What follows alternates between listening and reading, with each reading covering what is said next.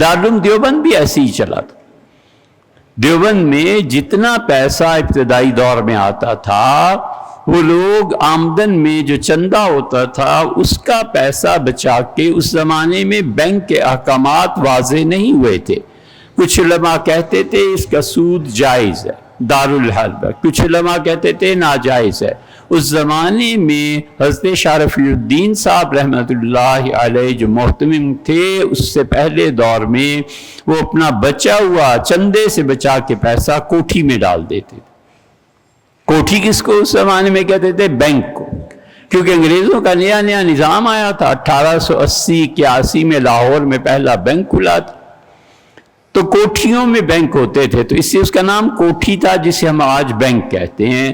تو اس زمانے میں وہ ڈال دیتے تھے، اس پہ آتا تھا نفع. اب وہ نفع سود ہے نہیں ہے، یہ احکامات تو بہت بعد میں مفتی حضرات نے، اور اب بھی اختلاف ہے ہندوستان کا اور پاکستان کا، وہ ایک لمبی بحث ہے، اس کو چھوڑیے.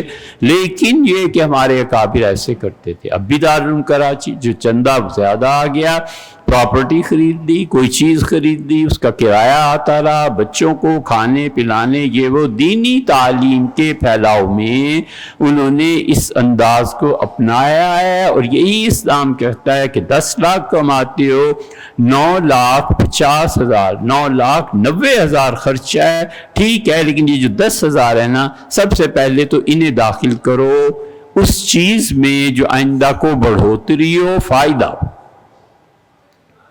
اس لیے کہ شریعت وہی ہمارے سامنے، اس کی اکانومی نہیں ہے، اس کی اکنامکس نہیں ہے. بدقسمتی سے دین محدود ہو کے رہ گیا نماز میں، اور دین محدود ہو کر رہ گیا زکوٰۃ، وہ بھی کوئی اللہ کا بندہ دیتا ہے. اور بس وضو میں ان مسائل جو مسئلے خالصتاً اللہ کا حق بنتے ہیں، یہ غور سے سننا، اور اس پہ بحث ہم سے نہ کرو، کسی اور سے پوچھو. خالصتاً جو اللہ کا حق بنتا ہے اس کے بارے میں اتنے کانشیس، اور لگ جائے تہمت تو توبہ توبہ. اور جن میں اللہ کے اور بندے کے حقوق دونوں شامل ہیں، پرواہ نہیں، اور خالصتاً انسانی حقوق ہیں تو بھی پرواہ نہیں. یہ اس معاشرے میں ہوتا ہے جو سوسائٹی بیلنس نہ رہے.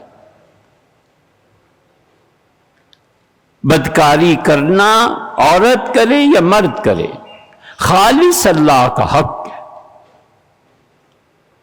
یاد رکھو یہ ایک فطری خواہش ہے. نکاح میں قانونی حیثیت اس کی دیتا ہے. اب نکاح نہیں ہے، فطرتاً اس سے اپنی خواہش پوری کرنی ہے. شوہر کرتا ہے، بیوی کا کوئی حق نہیں ہے کہ وہ کہے کہ تم یہ کر رہے تھے. بیوی کرتی ہے، شوہر کا بھی حق نہیں. یہ خالص اللہ کا حق ہے. اللہ چاہے تو معاف فرما دے، اللہ چاہے تو قیامت میں پکڑ لے. شراب پینا خالص اللہ کا حق ہے، کسی آدمی کو کسی پہ اعتراض نہیں کرتا.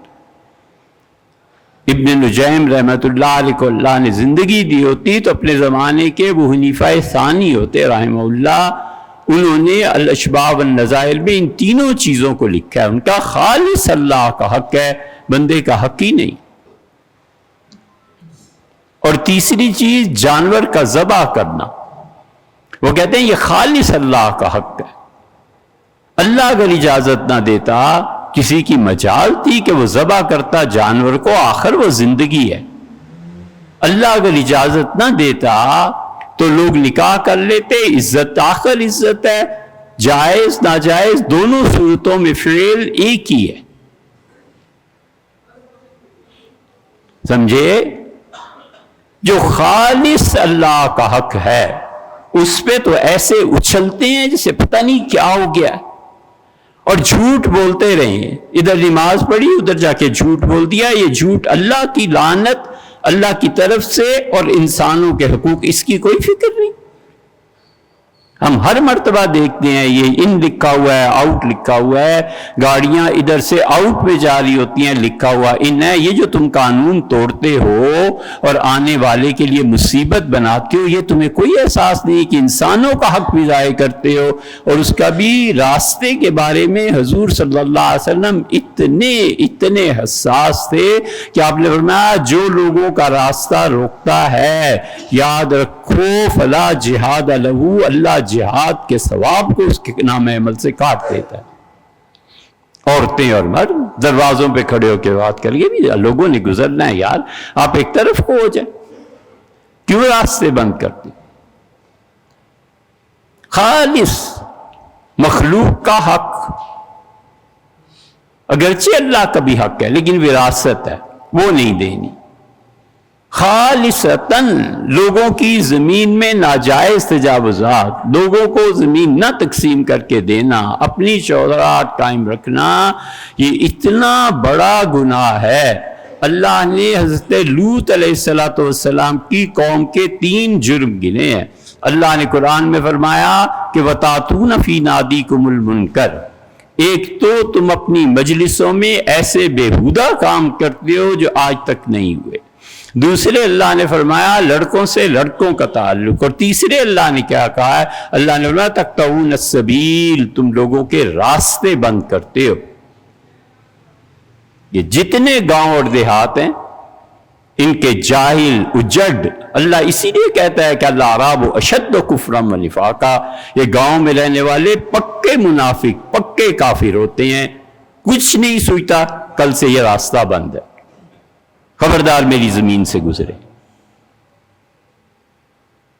وہ کسی لڑکے سے بدفعلی کر لے تو پورا گاؤں نکال دے، اور راستہ بند ہونے پہ کوئی نہیں روکتا، اس لیے کہ ہمیں عادت پڑ گئی ہے، ہم حق کے لیے کبھی کھڑے نہیں ہوتے، ہم سچائی کے لیے کبھی کھڑے نہیں ہوتے، ہم سچائی کی کبھی تائید نہیں کرتے، ہم جھوٹ کے ساتھ کھڑے ہوتے ہیں، ہم خود جھوٹ بکتے ہیں، ہم خود جھوٹ کو خوبصورت انداز سے پیش کرتے ہیں۔ اب بھلا بتاؤ، خدا جرم گنتا ہے کہ راستے مت روکو لوگوں کے، تم راستے روکتے ہو، اور دوسری طرف وہ فحاشی کا جرم، اس فحاشی پہ اٹھ کھڑے ہوں گے لوگ اور اس پہ نہیں۔